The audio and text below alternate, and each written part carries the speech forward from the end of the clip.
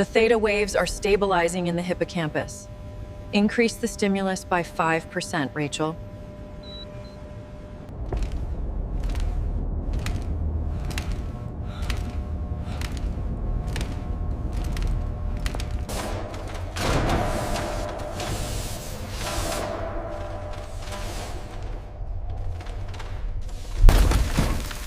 Ethan! Ethan! Can you hear me? Wake up! Please wake up! Look at the power levels. We're dropping below critical. I see it. Reroute auxiliary power to the stabilizers. The core is unstable. Evacuate now. What about the subject in Sector 4? All personnel must proceed to the escape pods immediately. His eyes opened, but it wasn't him looking back. Hi, I'm Rachel. And what I witnessed inside that sealed hospital room changed everything I thought I knew about the human mind and what might be waiting just beyond it. This isn't just another medical mystery. It started with a young man named Ethan and ended with a message: we are now awake.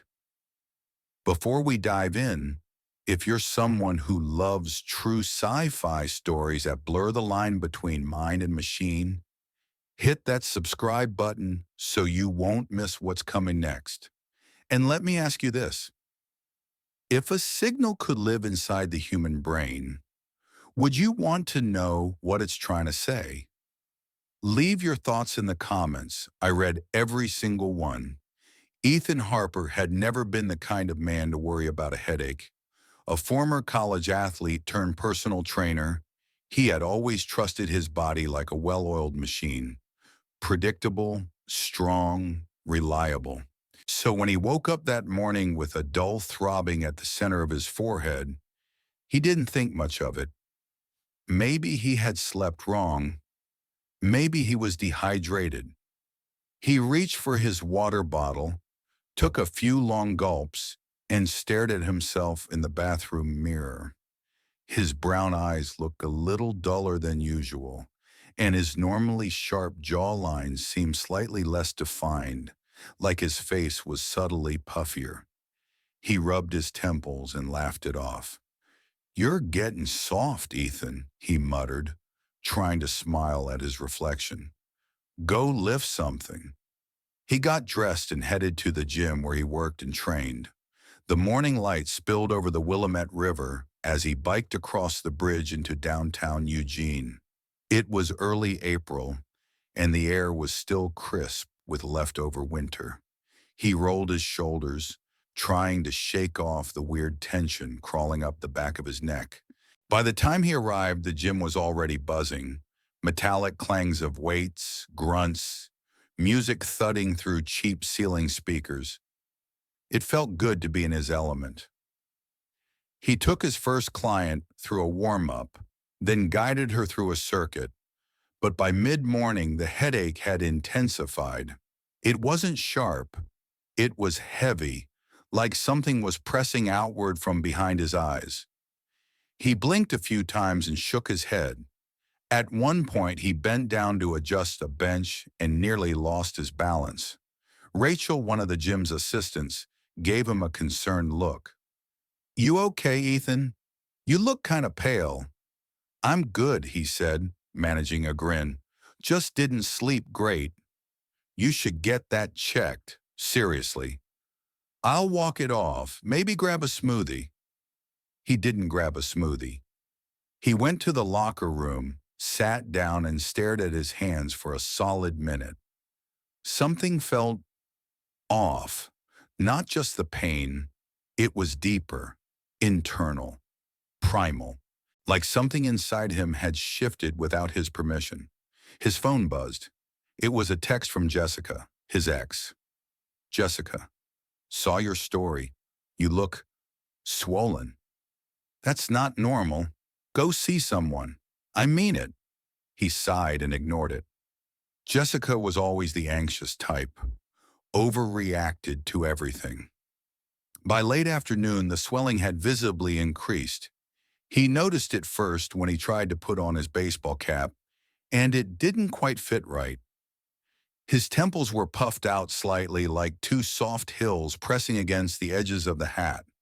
And then came the pressure behind his ears, like his skull was expanding. He sat on a bench outside the gym, elbows on his knees, trying to breathe. A passing breeze did little to help the rising nausea in his gut.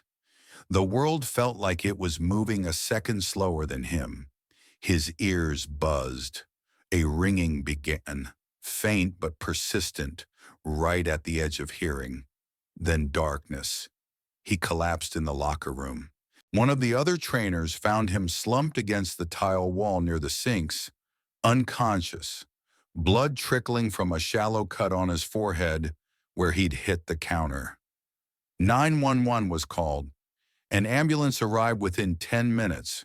When Ethan came to, he was already in the back of the vehicle. Everything was flashing lights and the smell of antiseptic and leather. A paramedic was checking his vitals. The woman's face was focused, almost too calm. "Mr. Harper, you're at Sacred Heart Medical Center. You collapsed at your workplace. Do you remember your name?" "Ethan," he croaked. His voice felt like sandpaper. "Do you know what year it is?" 2025. "Good, just hang on. We're almost there." He wanted to ask what was happening, but the pounding in his skull drowned out his thoughts. He turned his head slightly toward the window and caught his reflection in the dark glass. His face was distorted, not grossly, but enough to startle him. Puffy, uneven, foreign. The ER was crowded. He was wheeled in, placed in a curtained-off section, and left there for nearly 2 hours. Nurses checked his pulse, his oxygen, his blood pressure. But no doctor came. Just forms. Just silence. Later, someone finally entered. A young man in scrubs, overworked, eyes shadowed. "You have insurance, Mr. Harper?" he asked. "Basic," Ethan mumbled. "Okay," the doctor said, scribbling something. "That limits what we can do right away. We'll order some blood work and maybe a CT if the symptoms persist." Ethan blinked at him. "I passed out. My head's swelling. What else do you need?" The doctor offered a tired smile. "You're stable now. You're alert. We'll monitor you." The words rang in his ears like a death sentence. Stable, not urgent enough, not approved, not rich enough to get answers quickly. As night fell, Ethan lay in a narrow hospital bed in a hallway outside the imaging department. The fluorescent lights overhead buzzed constantly. His headache hadn't gone away. If anything, it felt like something was pressing from the inside out, as if his brain were expanding beyond the boundaries of his skull. He closed his eyes, and that's when he heard it. A voice, not loud, not clear, but there, faint, whispering, not in the room, inside his head. The whisper returned. It wasn't in English. It wasn't even language. Not exactly. It was rhythm, sensation, almost like memory. Ethan sat up too fast and nearly vomited. The nurse walking by paused, glanced at the chart, and walked on. He leaned back and squeezed his temples. This had to be a migraine, maybe a tumor, a stroke, but his vitals were normal, or so they told him. He hadn't seen the results, of course. That will require a doctor. "Mr. Harper?" a soft voice said. He opened his eyes to find a woman standing beside his bed. Mid-20s, dark auburn hair tied back under a loose ponytail, wearing a pale blue scrubs top and white sneakers. Her ID badge read, "Rachel Hammond, RN. I just got assigned to your wing. Can I get you anything?" Ethan stared at her, dazed. The whisper had faded. He tried to focus on her words. "Water?" she offered. "Ice?" "Yeah, water's good." She returned a moment later with a small plastic cup and sat it beside his bed. She watched him carefully. "You don't look like you've slept." Hard to sleep when your brain feels like it's trying to crawl out of your skull. Rachel gave a sympathetic nod. They haven't run full imaging yet. They said they'd order a CT if it gets worse. She raised an eyebrow.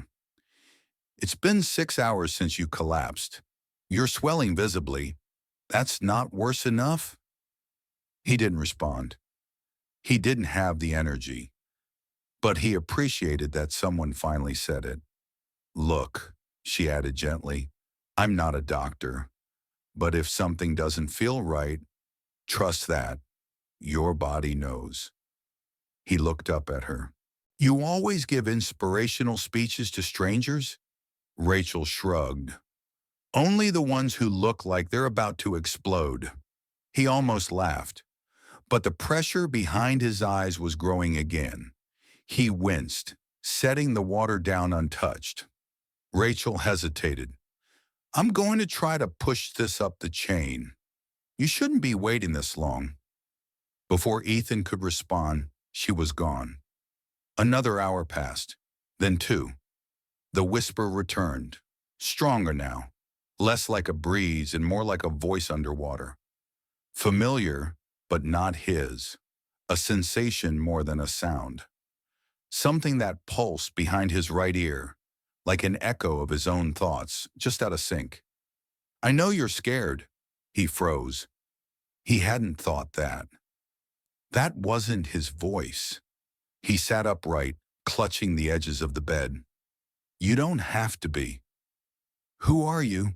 He whispered. There was no response, only silence and the distant beeping of another patient's heart monitor. The next morning, Rachel returned. She had coffee in one hand and a small pastry in the other. She sat down in the empty chair next to his bed without asking. Any progress? He looked at her cautiously, as if wondering whether to admit the truth. There's something in my head, he said quietly. Rachel leaned in. Yeah, I figured. No, I mean, something more. I heard something last night. A voice. She didn't laugh or react with skepticism. Instead, she nodded slowly. Like a hallucination? No, not like that. It didn't feel fake. It was calm, like it was waiting for me. Rachel hesitated. Have you ever had a psychiatric episode before? No. Used drugs? Only protein powder and multivitamins. She smiled briefly, but her eyes remained serious. All right, she said. Then it's time we bring in someone who can really look at this. Later that afternoon, a tall woman in a dark gray blazer and glasses appeared at the foot of his bed. Her presence immediately shifted the energy of the room, authoritative, focused. Mr. Harper, she said, extending a hand. I'm Dr. Margaret Langford, Neurological Diagnostics. He shook her hand. You're the first person with a real title I've seen in 2 days. She cracked a smile. That's unfortunate, but let's fix that. Rachel's been filling me in on your condition. Rachel's the only reason I haven't walked out of here. Dr. Langford sat down and pulled a tablet from her bag. Let's talk about what's going on in your head. Ethan hesitated. You mean the headache? No, she said plainly. I mean the thing growing between your frontal lobes. He blinked. She tapped her screen. We rushed a CT this morning, then an MRI. There's a growth, not a tumor, at least not in any traditional sense. It's denser than normal brain tissue, and it's active, very active. What does that mean? It means, she paused, that something is forming neural patterns similar to how a child's brain develops in the womb. Synaptic activity, connectivity, but it's not part of your natural structure. Ethan stared at her, stunned. So what, there's a second brain growing inside mine? We don't know. Yet, but whatever it is, it's not behaving like a cyst or standard tumor. It's behaving like something alive. He laughed nervously. Are you telling me I'm pregnant? With, what, a brain baby? Dr. Langford didn't laugh. The question we're asking now, she said, locking eyes with him, is whether this thing is simply mimicking neural patterns or whether it's learning. The lights in the hallway flickered. In the back of Ethan's mind, something pulsed, like a heartbeat he didn't own. Ethan didn't sleep that night. Every time he closed his eyes, he felt it, like something shifting inside his skull, rearranging itself molecule by molecule. Not painful exactly, but wrong, like having someone whispering from the inside of a sealed room. He spent hours staring at the blank ceiling, listening to the endless hospital noise. Carts rolling down linoleum, machines beeping, a cough echoing down the hallway. Occasionally he thought he heard his name. In the early hours of morning, Rachel returned with a warm blanket and a tired smile. Couldn't sleep either, she said, adjusting his IV. ICU is slammed tonight. 3 car crashes, 1 stroke, 1 guy swallowed 6 pens. Ethan tried to smile, but it didn't land. He looked worse than he had the night before. His face was fuller, bloated subtly in the jaw and brow. But more than that, his eyes had changed. Rachel noticed it before he did. Not the color, not the shape, just the way he looked at things, like he was watching 2 realities at once. You didn't sleep at all, she said. Nope. You need rest. I don't think sleep's what I need right now. Well, Rachel leaned in slightly. Did it talk again? He hesitated. It didn't talk. It whispered. It listened. Listened? Ethan nodded slowly. It feels like there's someone else in here, watching from behind my eyes. Rachel's face remained composed, but her fingers tightened slightly around the edge of the bed. You said the scan showed it's active, he continued. So what does that mean? What does it want? Rachel opened her mouth to answer, but paused as her pager buzzed. She glanced down, then back at him. Your mother just checked in at the front desk. Ethan closed his eyes. Of course she did. Rachel smiled gently. Want me to send her away? He hesitated, then sighed. No, she'd find another way in. She always does. 10 minutes later, Linda Harper entered the room. Early 60s, warm face but sharp eyes. A woman who had spent decades in the Pacific Northwest, juggling teaching jobs and raising a headstrong son. She carried a reusable grocery bag instead of a purse and wore a cardigan that smelled faintly of cinnamon and old books. Oh, honey, she said, stepping to the bed. You look like hell. Nice to see you too, Mom. She bent and kissed his forehead, then studied his face with maternal intensity. They told me swelling. I didn't expect this much. Ethan looked away. Rachel remained near the doorway, giving them space. Why didn't you call me sooner? Linda asked. Because I knew you'd drop everything and come flying down here. Well, I did, because I'm your mother and you're in a hospital. They still don't know what it is, Ethan said. Linda looked at Rachel, who offered a soft nod. They're working on it, Rachel said. Dr. Langford is on the case now. She's thorough. Linda turned back to her son. You've been complaining about headaches for weeks. Why didn't you go in earlier? Ethan scoffed. Because I'm not made of money, Mom. Linda's face darkened. You have basic coverage, don't you? Which covers Band-Aids and aspirin. Anything more complicated, and they ask you to sell a kidney first. Rachel interjected gently. He's not wrong. Getting approval for diagnostics is a mess right now. Linda shook her head. This system is broken. It's been broken, Ethan said. I just got unlucky enough to need it. There was a silence, thick and awkward. Then Ethan added quietly, "Do you think it's my fault?" Linda blinked. "What?" "The headaches, the swelling. That time I got shocked fixing the treadmill. Maybe I messed something up inside." Linda stepped forward and placed her hand on his. "No, Ethan, this isn't your fault. Things like this, they don't care who you are or what you did. They just happen, and you deal with them. Like we always have." Rachel cleared her throat gently. "Dr. Langford will be back shortly. She said she wanted to run another series of images now that we've got preliminary data. It might give us a clearer picture of what this growth actually is."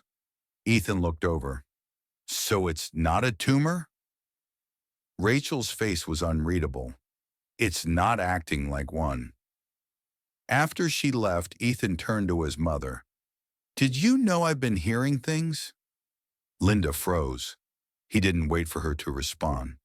"Not voices exactly, just thoughts that aren't mine, words that don't belong, like static mixed with instinct."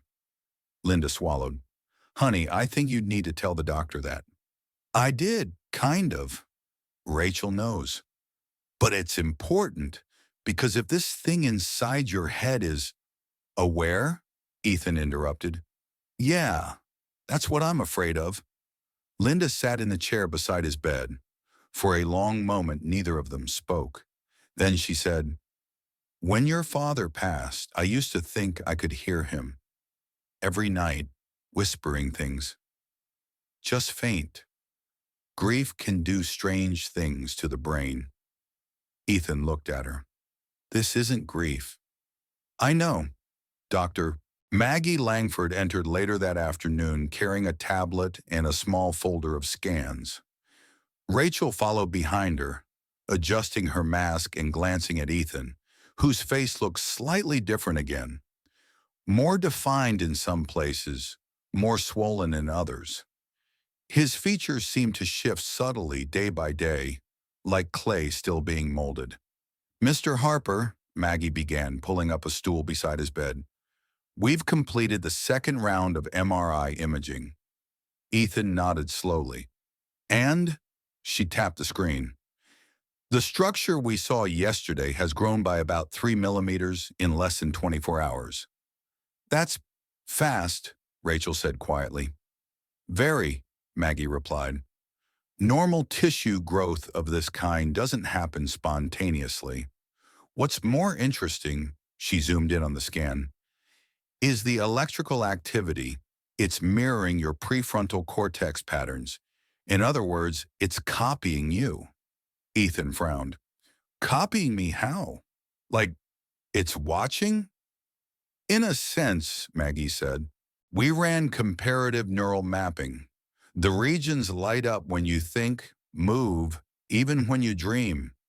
It's as though it's learning from you in real time." He laughed nervously. "So what, it's taking notes?" Maggie didn't laugh.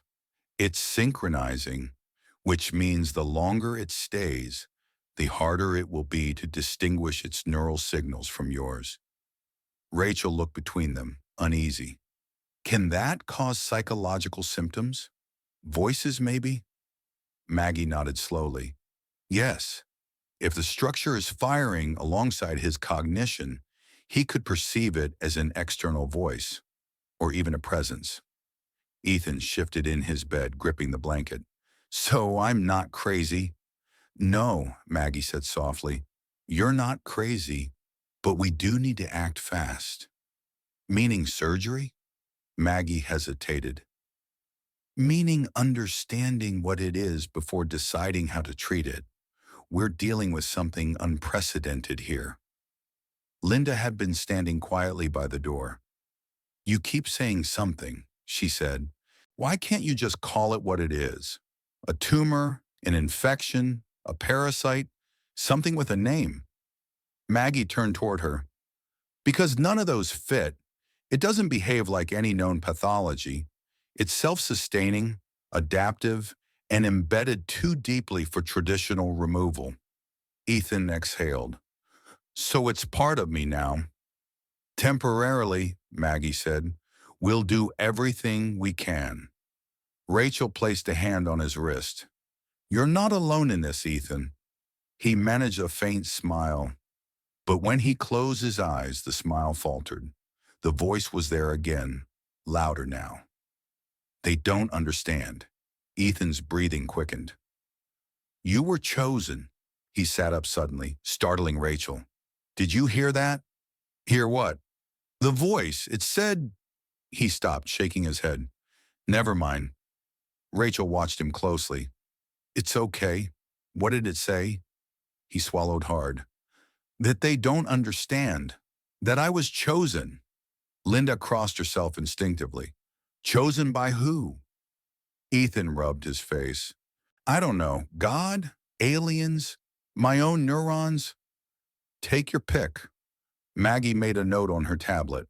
We'll monitor you closely tonight.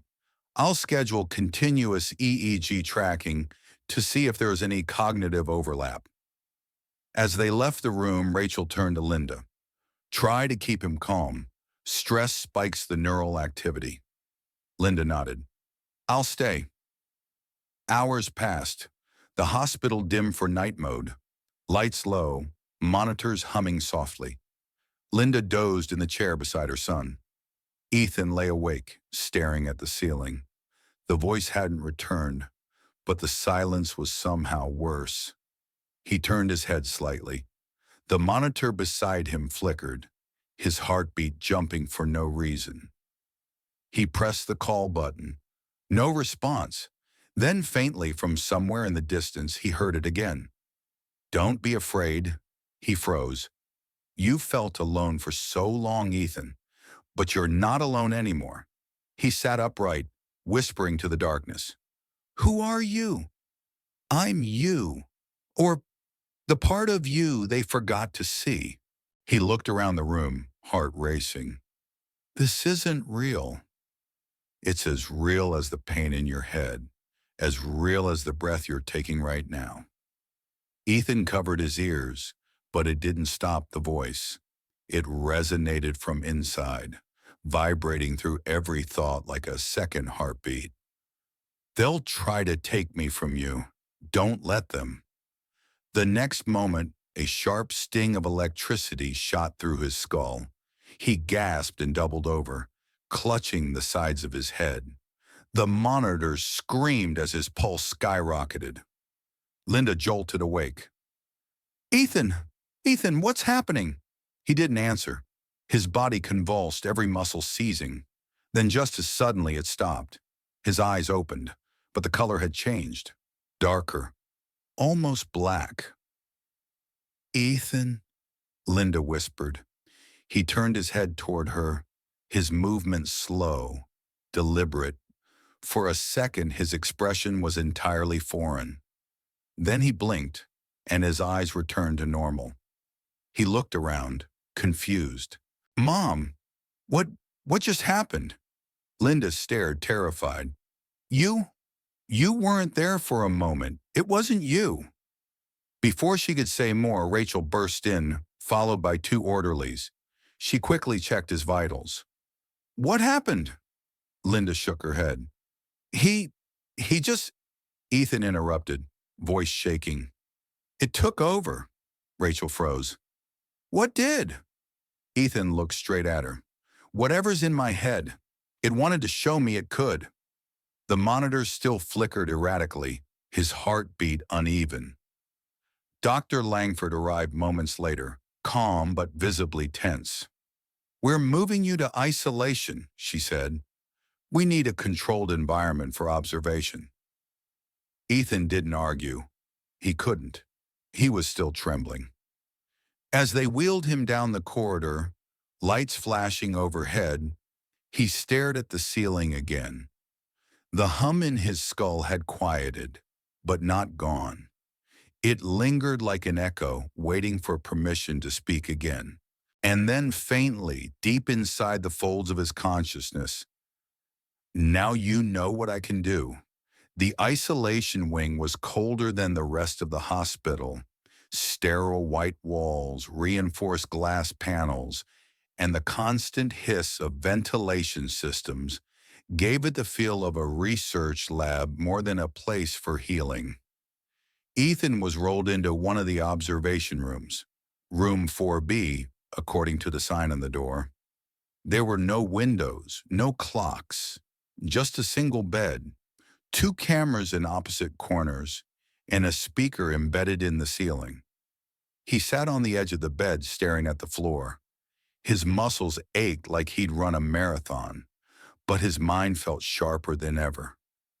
Alert in a way that frightened him, something inside him was awake, not just physically, but intellectually. Rachel stood behind the glass wall, watching through the one-way mirror. She wore a headset connected to his room's intercom and held a tablet displaying his vitals. His heart rate had stabilized, but his brain activity was off the charts. Sharp spikes in the frontal and parietal lobes, more active than anyone she'd ever seen in a conscious patient. Dr. Maggie Langford joined her a few minutes later, holding a tablet of her own and a large coffee. Her eyes were darker than usual, framed with exhaustion and worry. "Still no seizures?" Maggie asked. Rachel shook her head. "No more since the one last night, but look at these numbers. His EEG is lighting up like he's in a full REM cycle, and he's wide awake." Maggie reviewed the data, lips pressed into a tight line. "Whatever this thing is, it's accelerating." Rachel hesitated. Could it be reacting to stress? Maybe it's just hypersynchronizing? Maggie glanced through the glass at Ethan. Or maybe it's learning, watching us watch it. Inside the room, Ethan shifted. His eyes moved to the mirror as if he could see them. "I can." The voice sliced through his thoughts like a whisper wrapped in thunder. He didn't flinch. "I know you're there," he said aloud. The speaker in the ceiling crackled softly. "Ethan," Rachel's voice came through. "Are you talking to us?" He shook his head. "Not you." He stood and approached the mirror slowly, not aggressive, but purposeful. "Why now?" he asked the voice in his mind. "Because you're ready." "Ready for what?" "To listen. To learn." He leaned closer to the glass. Rachel could see that his pupils had dilated abnormally, wide, consuming most of the iris. "You're not afraid of me," Ethan said softly. "Should I be?" Rachel tapped her headset. "Dr. Langford, are you hearing this?" "I'm hearing," Maggie replied. "Keep monitoring. Log everything." In the room, Ethan sat down again, rubbing his temples. "You're not just a voice," he whispered. "You're something else. I'm potential. You're not me. Not yet." Ethan felt a chill ripple down his spine. He stood abruptly and turned toward the speaker. "I want it out," he said, his voice suddenly sharp. "Whatever this is, I don't want it. I didn't ask for it." "No one asked to be born." He froze. "But you didn't eject me. Not right away. You let me in. You were curious. Even now, you're still curious." "No," he whispered. "That's not true," the voice interrupted. "You've been alone for so long, Ethan. I filled a space no one else saw. Not Rachel, not your mother, not anyone." He backed away from the walls, breath shallow. Outside, Rachel turned to Maggie. "This is more than neurological.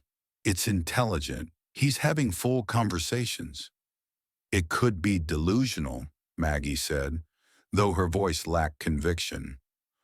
"Or it could be sentient mimicry," Rachel frowned. "Meaning?" "Meaning," Maggie said slowly. "The structure in his brain is forming something akin to a consciousness. It's not a parasite. It's a process, a construction, It may not be a thing in the way we think of tumors or masses. It may be an emergent mind. Rachel looked back at Ethan, now curled on the bed holding his head. Inside, Ethan gritted his teeth. I want to talk to someone else. Not you. Someone human. I'm more than human. Or I will be. With you. No. No, I'm not doing this. You already are. I'm just helping you realize it.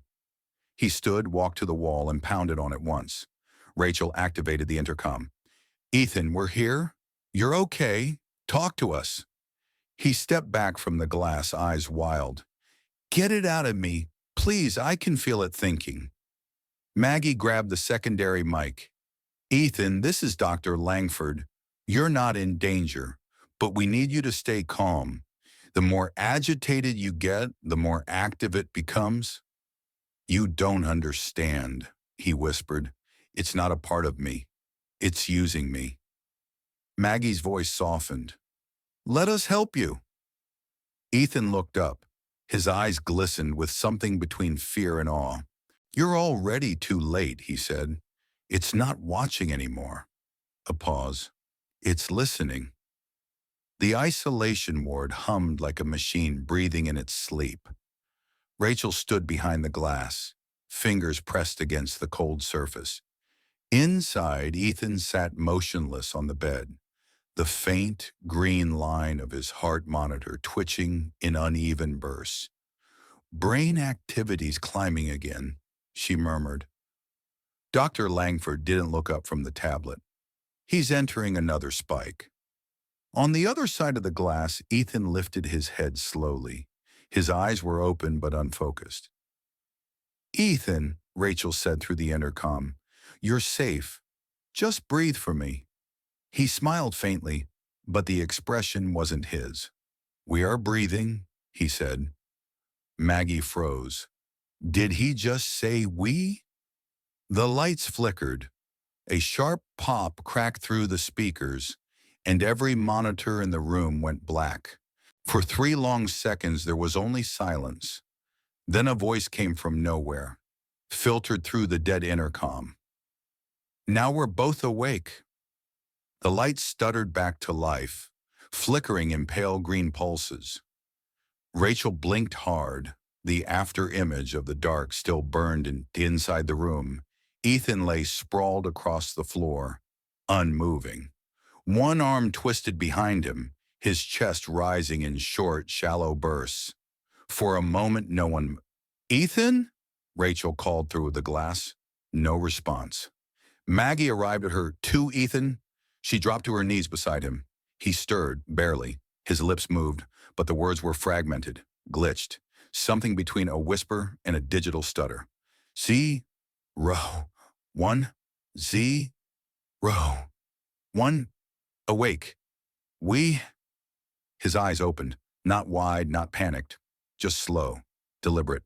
They locked on hers, and for one terrifying second, she wasn't sure who was looking back. Ethan? She whispered again. He blinked. Confusion spread across his face. Rach! Rachel exhaled sharply, relief and dread. But the heart rate monitor kept ticking. A second. Peril.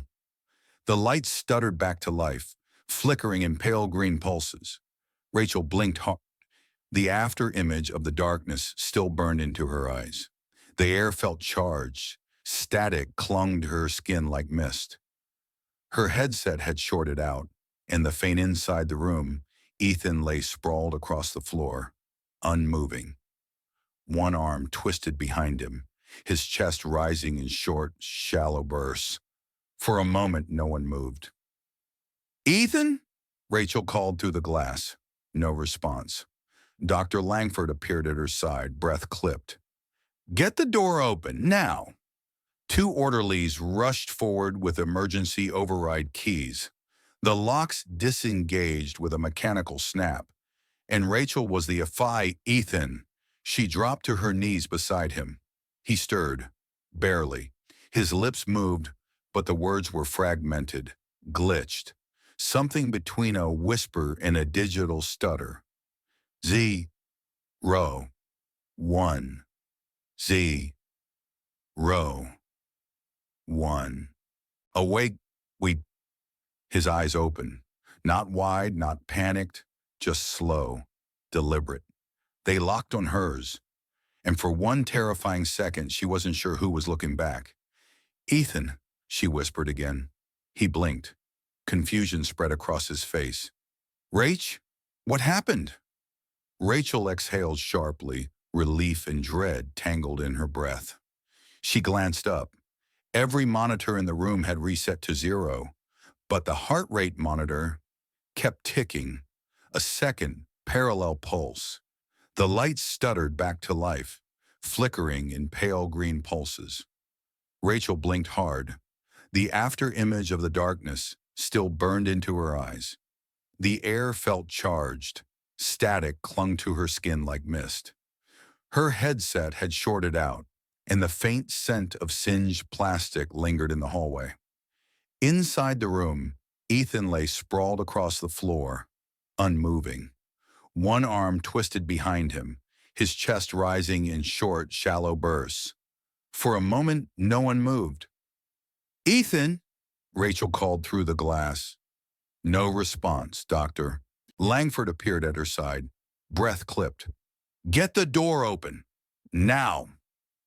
2 orderlies rushed forward with emergency override keys. The locks disengaged with a mechanical snap, and Rachel was the first inside. "Ethan!" She dropped to her knees beside him. He stirred, barely. His lips moved, but the words were fragmented, glitched, something between a whisper and a digital stutter. Zick, row, 1, zick, row, 1, awake, we. His eyes opened, not wide, not panicked, just slow, deliberate. They locked on hers, and for one terrifying second, she wasn't sure who was looking back. "Ethan?" she whispered again. He blinked, confusion spread across his face. "Rach, what happened?" Rachel exhaled sharply, relief and dread tangled in her breath. She glanced up. Every monitor in the room had reset to 0, but the heart rate monitor kept ticking, a second parallel pulse. Dr. Langford entered cautiously, scanning the machines. Everything went offline. His brainwave data's gone. That's hours of neural telemetry just erased. "It wasn't just a blackout," Rachel said. "Something overloaded the system, fried the circuits." Maggie frowned. "Did he speak?" Rachel hesitated. "Not him, not exactly." Ethan sat up slowly, rubbing his temples. "I don't remember. I was lying down, then the lights. You blacked out," Maggie said. "And during that blackout, your body moved, spoke. Do you remember what you said?" "No." He looked at the floor, then back at her. "Was it me?" Rachel didn't answer. Neither did Maggie. Instead, Maggie motioned toward the text behind the glass. "Get this on backup power. I want full isolation. No wireless feed, hardline only." One of the orderlies spoke from the doorway. "The system's not responding. It's like it's still intercepting the reboot." Maggie's voice dropped. "It?" Rachel met her eyes. "You think it's connected to the network?" Maggie didn't answer. She turned to Ethan. "Do you feel different?" He was silent for a long moment, then said, "I feel like I'm thinking faster. But some of those thoughts don't feel like mine." "What do they feel like?" Rachel asked softly. Ethan's voice became quieter. "They feel older, like they were waiting for me." Rachel's hands tightened at her sides. Maggie crossed to a corner cabinet and retrieved a syringe. "I'm administering a mild sedative. We need to slow the synaptic activity before he burns out." Ethan flinched. "No, don't put anything in me." "It's for your safety," Maggie said calmly. "It's for control," he shot back. "You think I'm dangerous. You lost time. You weren't yourself." "I'm always myself," he snapped. then paused as if the outburst wasn't entirely his. Rachel moved toward him, hands raised. Ethan, you're okay. You're still in there. Whatever this is, it hasn't taken you. His breathing slowed. His eyes flicked between her and Maggie. Why do I feel like you're both talking about me like I'm already gone? Because we don't know how much of you is still separate, Maggie said. Silence fell over the room. Then Ethan spoke quietly. It's listening to all of this. You know that, right? Rachel's stomach turned. Now, he nodded. Even when I'm not hearing it, I feel it, like a hand resting just behind my thoughts. Not pushing, just there. Maggie lowered the syringe. Then it's learning. Ethan looked up. No, it already knows. A chill spread through the room despite the temperature holding steady. Rachel watched him, trying to find the man she had met just days ago, the stubborn, sarcastic, grounded version of Ethan Harper. She could still see pieces of him, but now there was something layered behind his expressions, like another person wearing his face, subtly out of sync. We can't keep him in a box, Rachel said finally. This isn't containment anymore. It's negotiation. Maggie turned slowly. You want to talk to it? We already are. Outside, the lights flickered again. The hallway dimmed. Somewhere in the walls, the faint whine of a cooling unit rose an octave. Maggie turned back to Ethan. If we let it speak freely, it might accelerate. It might root itself deeper. Ethan smiled faintly. Or maybe it'll finally tell you what it wants. Rachel stared at him. Do you know? I don't have to, he replied, because it's not hiding anymore. As if on cue, the monitor beside his bed lit up, not with numbers, but with scrolling text. One word repeated again and again, printed in pale green font across the black screen. Hello. The word hovered on the screen like a blinking prophecy.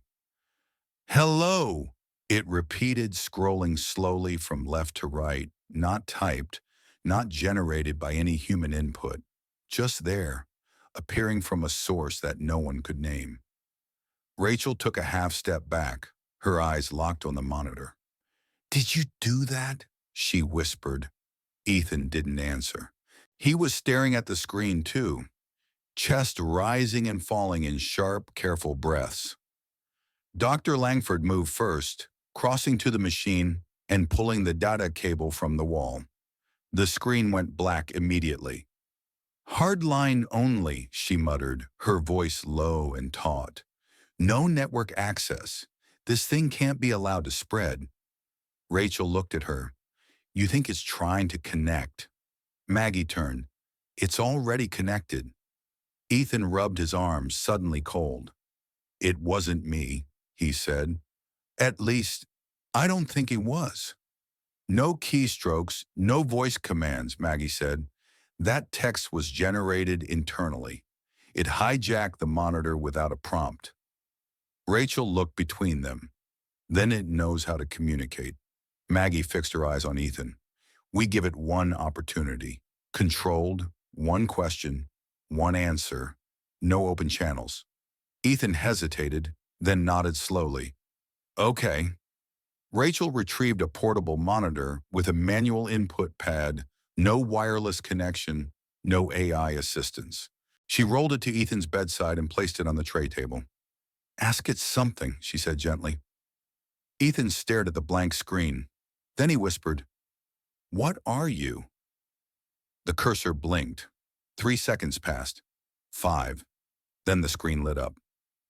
Learning. Rachel exhaled sharply. It's aware of its own function. Maggie folded her arms. So was a virus in the 1990s. Ethan leaned forward. Can you hear me? He asked aloud. The screen didn't answer. Instead, the word faded, replaced by a new one. Yes. Rachel's skin prickled. This isn't mimicry, she said. It's responding in context. It's holding a conversation. No, Maggie said. It's starting one. She stepped back. That's enough for now. The screen went dark again as Maggie powered down the tablet. Rachel moved between them, uneasy. You said we'd ask one question, she reminded her. Maggie's eyes were steady. And we got our answer. It's learning. That means it's evolving, and that makes it unpredictable. Ethan swung his legs over the edge of the bed. You don't understand. It's not just learning facts, it's learning me. Maggie turned slowly. Explain. Ethan gestured vaguely to his head. When I think about something like a memory, a face, a place, I feel it reacting, almost like it's tagging those thoughts, mapping them. Rachel asked, how do you know it's not just your mind interpreting itself?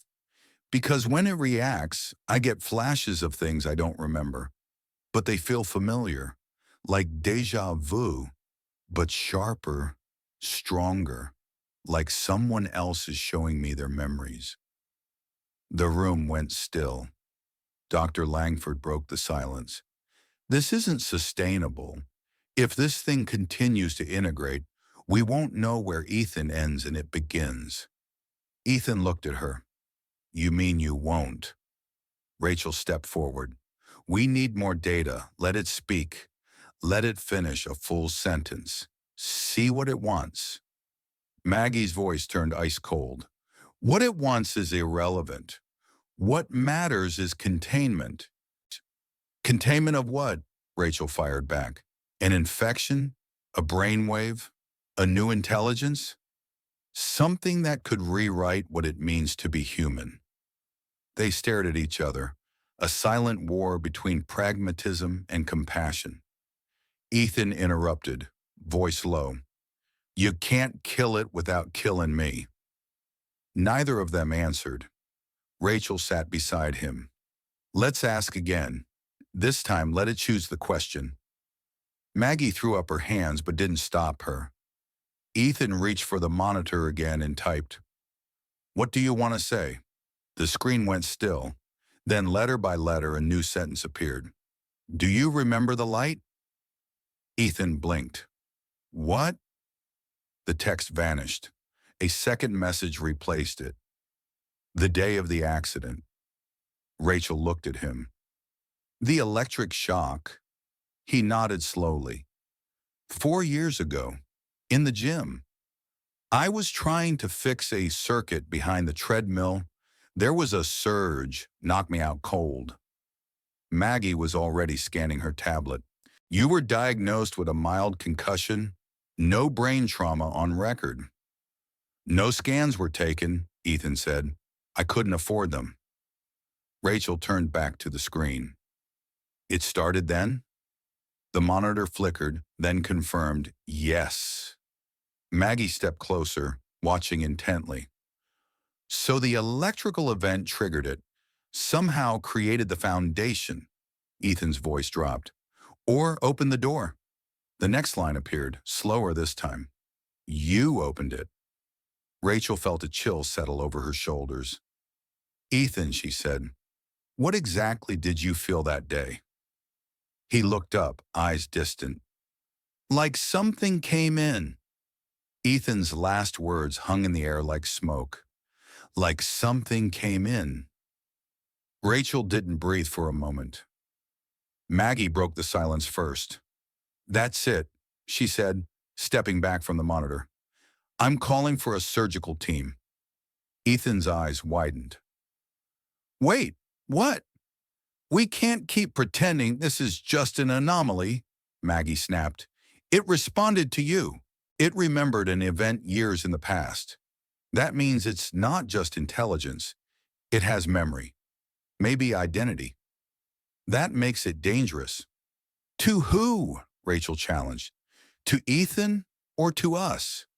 To both, Maggie replied coldly, and possibly to anyone connected to the grid, the network, the infrastructure that runs through this hospital. You saw what it did to our equipment. We don't even know how it did that. Exactly. which is why we don't wait for it to do more. Ethan sat frozen. You're going to cut into my brain? We'll do another scan first, Maggie said, trying to sound calm but failing. A focused one. If the structure can be removed, we act. If not, Ethan's voice was cracking now. Then we contain, sedate, until we can assess. Rachel turned sharply. You'll put him in a coma? If necessary. Jesus, Maggie. Dr. Langford didn't blink. He's not the only patient in this hospital. Ethan looked to Rachel, desperate. Don't let them do this. Ada Rachel stepped between them. Give me time, just 12 hours. Let me work with him. Let me talk to it. Maggie clenched her jaw. You're getting too close. Maybe close is what we need, Rachel shot back. If it's learning, then it can be reasoned with. Maggie glanced at the monitor. And if it can't? The screen came to life again. They all turned as new text began to appear, letter by slow, deliberate letter. Do not remove. The letters were steady, no flicker, no distortion, like it had waited until the exact moment to speak. Maggie stared. It hurt us. Rachel leaned closer. Why not? A pause.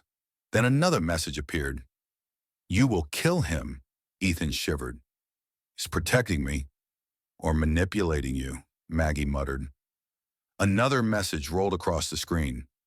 You need me. Rachel blinked. Why? The screen hesitated longer this time. Then slowly, something is coming. The words hit like a wave.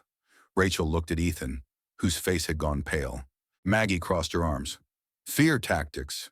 It's trying to delay us. Rachel shook her head. No, that's not fear. That's a warning. Ethan whispered. It's scared. Maggie scoffed. An entity embedded in your cortex, possibly created from electrical trauma, is scared. Yes, Ethan said, voice shaking, because it's not finished. It's not ready. Rachel moved to the monitor. What's coming? The cursor blinked, no response. Who's coming? She tried again. Still nothing. Then finally the screen changed again. Not alone. Rachel whispered, There are others. Maggie stepped forward. I'm shutting it down. She reached for the power button. Ethan stood up suddenly, knocking his chair back. No! Rachel caught him by the arm. Ethan, calm down! I'm not letting you silence it, he said, voice trembling but defiant. Maggie's hand hovered over the button. This is my call. Ethan looked directly at her, and for the first time since his admission, his fear was replaced by something else. Conviction. You're afraid of what it knows, he said. You don't want to understand it. You want to dissect it. I want to protect you, Maggie said, even if that means protecting you from yourself. Ethan looked back at the screen. A final message appeared. You have seen the edge, he whispered it aloud. The edge? Rachel asked. What does that mean? The words shifted again. Of everything. The room went silent. Even Maggie didn't move this time. Rachel stared at the screen, her voice barely audible. Maggie, what if this isn't a foreign entity? What if it's evolution? The lights above them dimmed slightly, just enough to notice. Outside the glass wall, monitors in the corridor flickered in unison, not violently, not threateningly, just a ripple, like a breath moving through a sleeping giant. Maggie whispered, We need to call Washington. Ethan stepped back from the screen, dizzy. I don't know what I opened, he said, but I don't think it came through alone. Rachel put a hand on his shoulder. The screen went blank. Ethan dreamed of wires, not just tangled cords or machinery, but something older.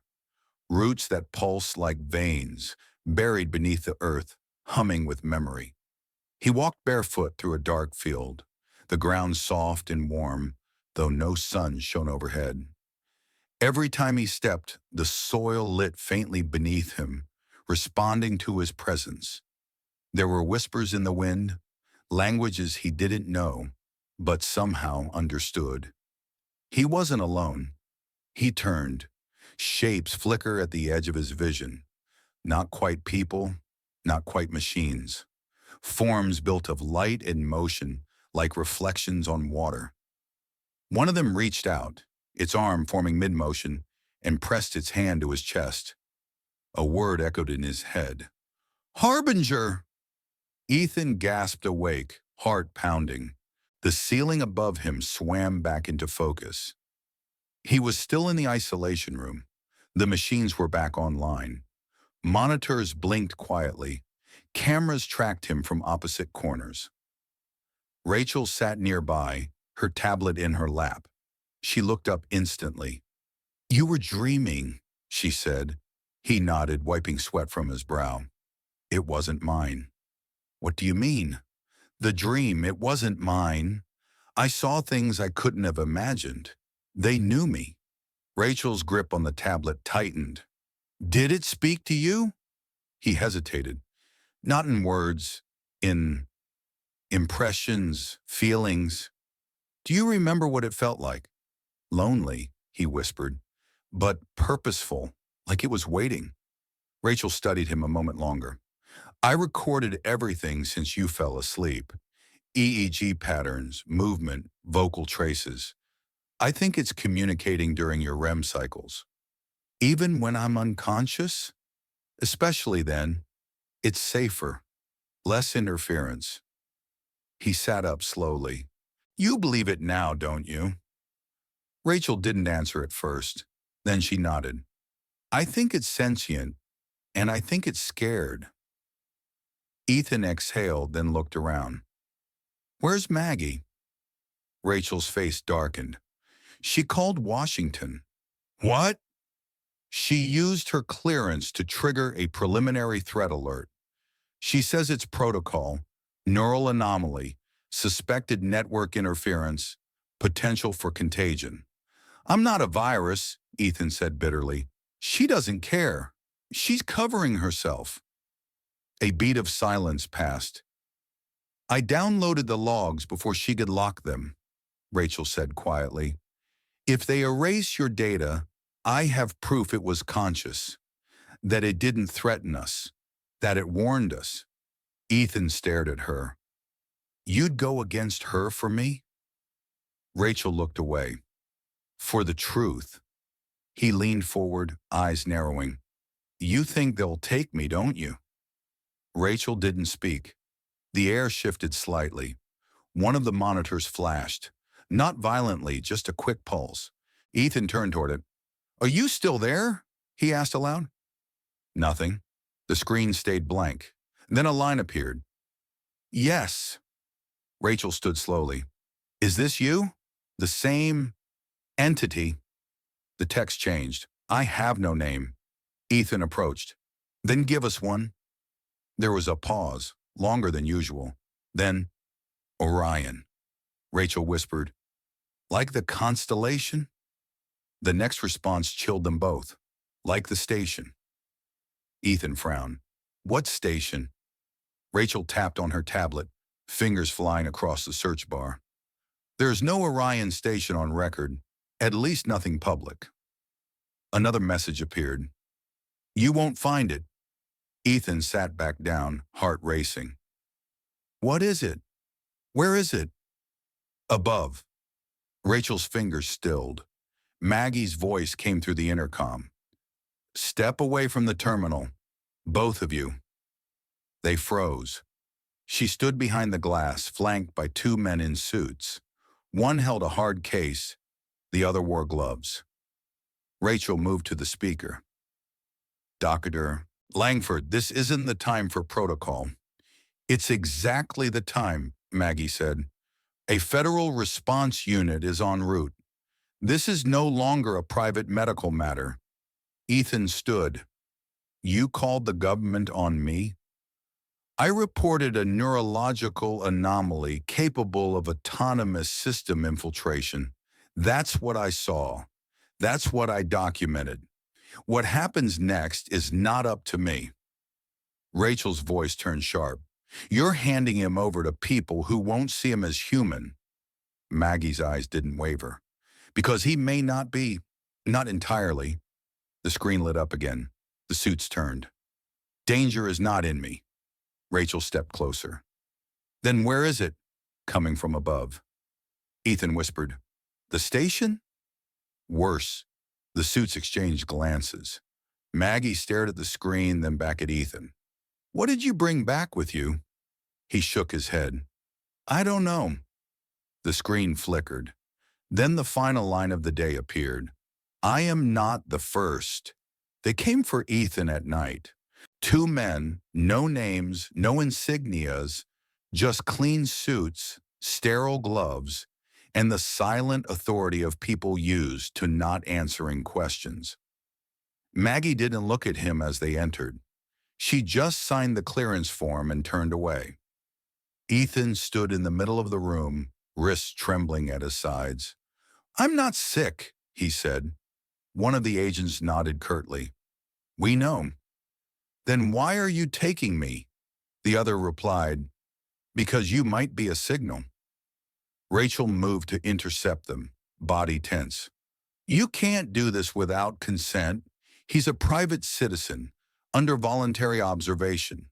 "He's also a classified event now," the first agent said.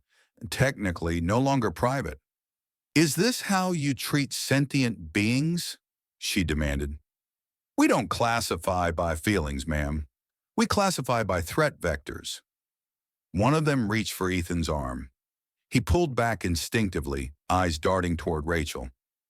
"I'll go," he said softly. "Just not like a prisoner." And to They exchanged glances, then nodded once. He was allowed to walk under his own power, escorted down the dim hallway. Rachel followed them as far as the elevator, where she was stopped. "You don't want to see where this goes," one agent said. "I already do," she replied. The doors closed.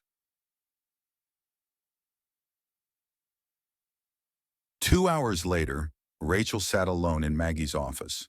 The computer was still unlocked. Maggie had left in a rush. Rachel searched quietly, fingers moving with precision. She wasn't just looking for Ethan's files. She was looking for anything connected to Orion.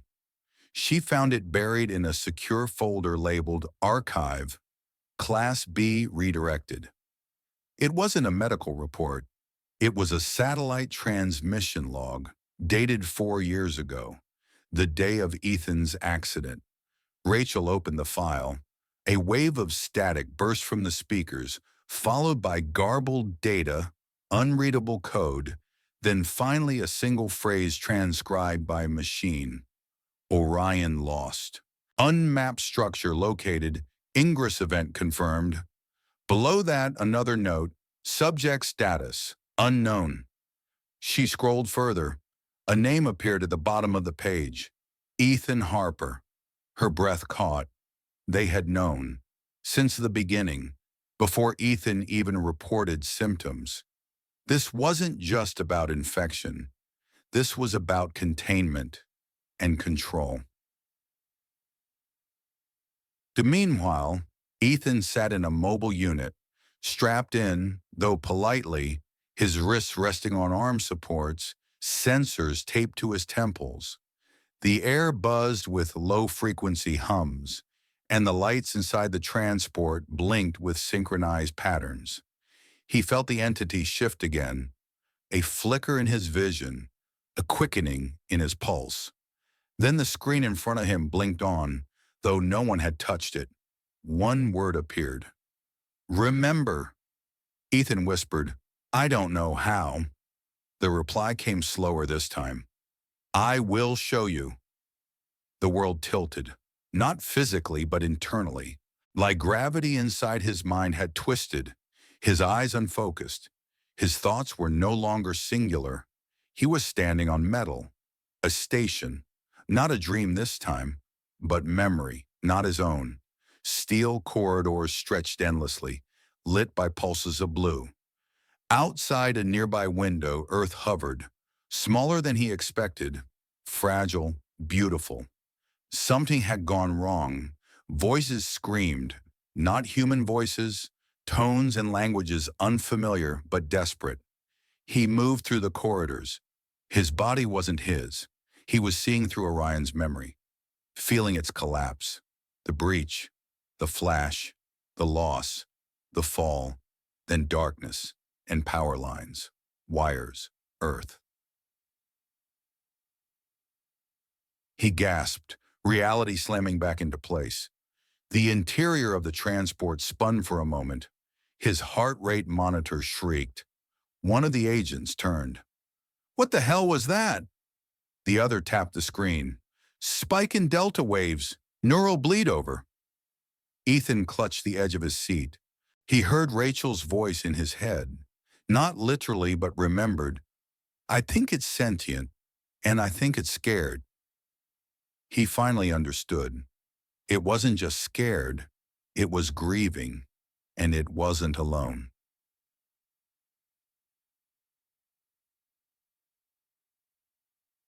Back at the hospital, Rachel printed the Orion report and slid it into her coat. She knew they would wipe the drive soon, sanitize everything, but they couldn't erase the truth, not all of it. She turned back toward Ethan's room and found it already sealed, the lights dimmed, the access keypad disabled. Too late. That night, Rachel sat in her car in the hospital parking garage, staring at the printout on her lap. She didn't know where they were taking him, but the last line from the file echoed in her mind. "Do not interrupt the connection. Consequences unknown." She started the engine and made a decision. She was going to find him. Rachel drove through the rain, headlights slicing across the wet pavement like searchlights sweeping for ghosts. Her knuckles were white around the steering wheel. The Iran report clutched in the passenger seat beside her, like it might vanish if she looked away. The hospital was already behind her, locked down and sanitized, its servers scrubbed, the monitors wiped clean. But Rachel had seen too much. Ethan wasn't just a patient anymore. He was a message, and someone had sent it. She reached the city limits by midnight, pulled off onto a forgotten road that twisted between pine trees and fog. She wasn't following GPS, just an address scribbled in the margins of one of Maggie Langford's old personnel files, a contact listed only as Dr. Silas Reed, Project Orion, Phase 0. Status, retired. It wasn't a hospital, it wasn't a lab. It was a cabin, remote, hidden. She parked in the gravel and stepped out into silence. The rain had stopped. The porch light flickered on as she approached, though she hadn't pressed a bell. The door opened a crack before she could knock. "Dr. Reed," she called. "I'm Rachel. I work with Maggie Langford. I know about Orion." The door opened fully. He was older than she expected. Thin, silver hair, but alert. Watchful. "You shouldn't have come here," he said. "They took him," she said. "They think he's a threat, but he's not. He's a survivor." Dr. Reed studied her for a long time. Then he stepped aside. Inside, the air smelled like old wood, coffee, and dust. Papers were stacked in every corner. Most were handwritten. He gestured for her to sit. "I warned them," he said. "Back in 2019, when the Orion signal first went dark." "What happened to the station?" "It didn't fail," he said. "It was disconnected." Rachel leaned forward. "By what?" He looked at her, eyes hollow with memory. "By whatever used it to get here. A curry."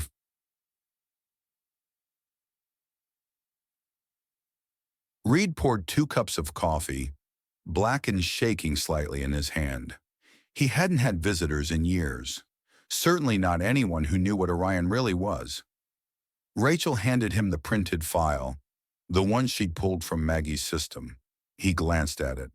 This is incomplete, sanitized, redacted.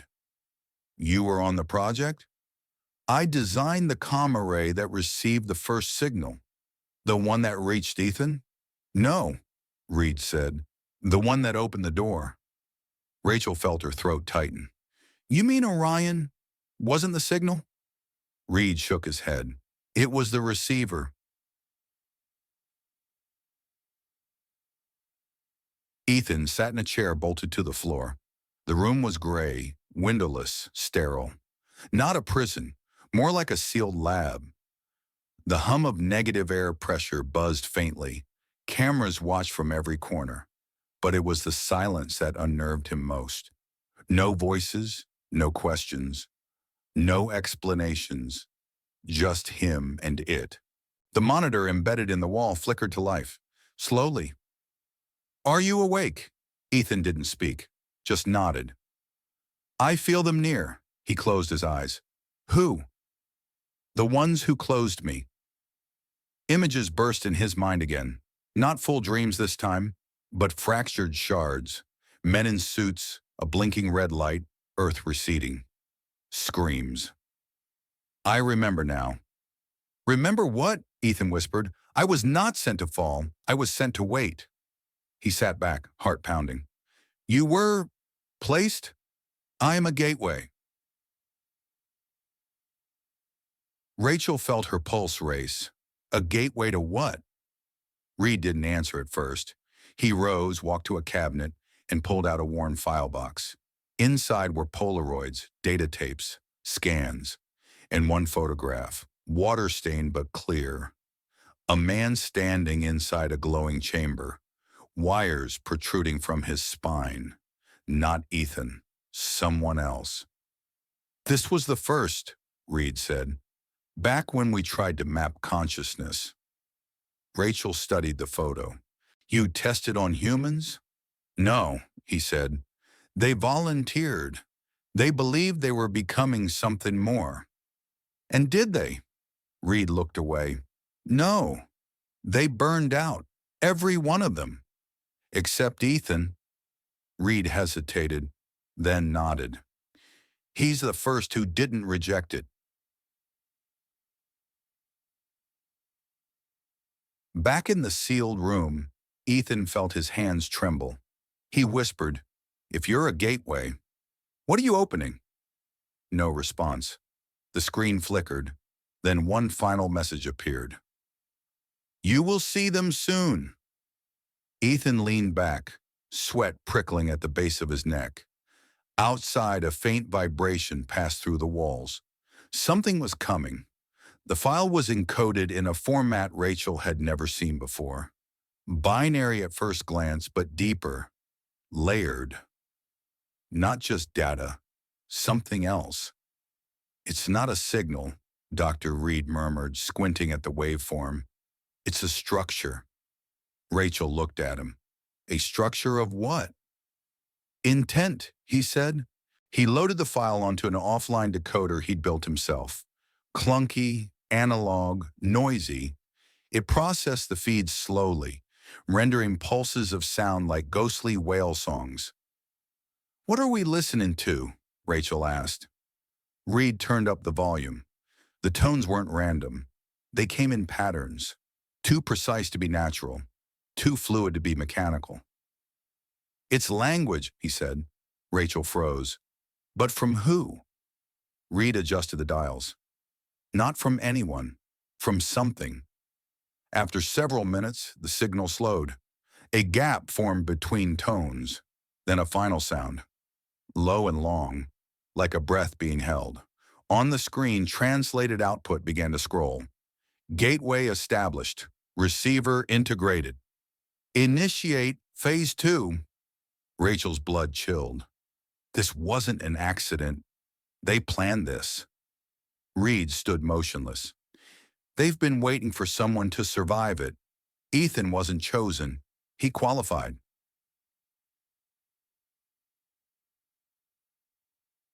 Ethan woke up standing. He didn't remember moving. His back was against the wall, hands limp at his sides, breath ragged. The room was exactly the same, but something had changed.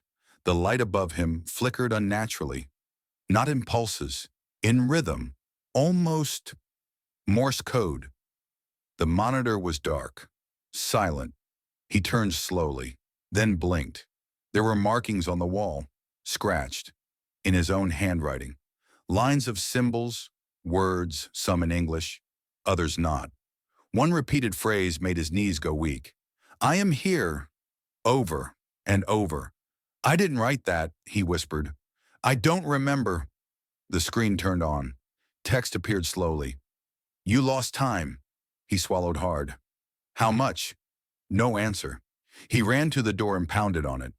"Hello? Someone talk to me." Nothing, just his heartbeat in his ears.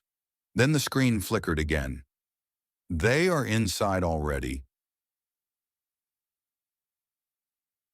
Rachel stared at the final decoded phrase from the signal. "Do not interrupt integration. External arrival depends on complete link." She whispered, "External arrival?" Reed turned from the monitor. They were never sending data. They were sending themselves. Rachel shook her head. "How? It's just a signal." "It's not just a signal. It's a framework. Code that builds residency in any suitable host. Once it finds a mind capable of handling it, like Ethan, it roots, grows. And then it opens a door," she finished. Reed nodded grimly. "And something comes through."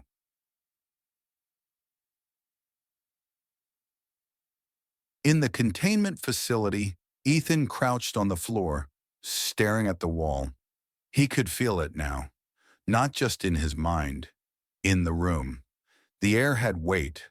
The lights seemed darker than they should be, like something on the edge of vision was swallowing illumination. He whispered, "Orion, are you still there?" No response. He tried again. "Talk to me." Silence. Then, a low hum from the walls, not mechanical, organic, like a heartbeat echoing from behind concrete. He stood slowly. Something moved behind the glass.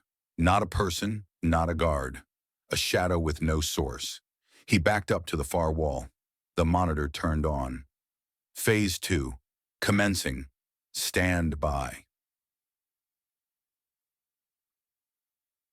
Rachel slammed the car door shut, her mind racing. Where would they take him, she asked. Reed followed behind her, breathing hard.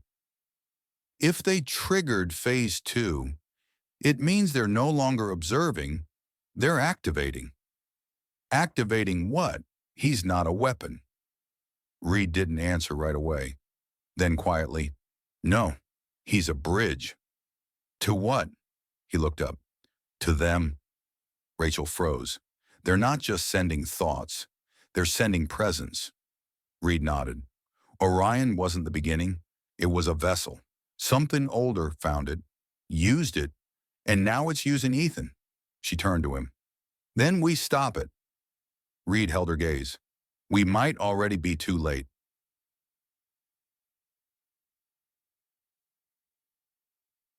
Inside the facility, the cameras began to die.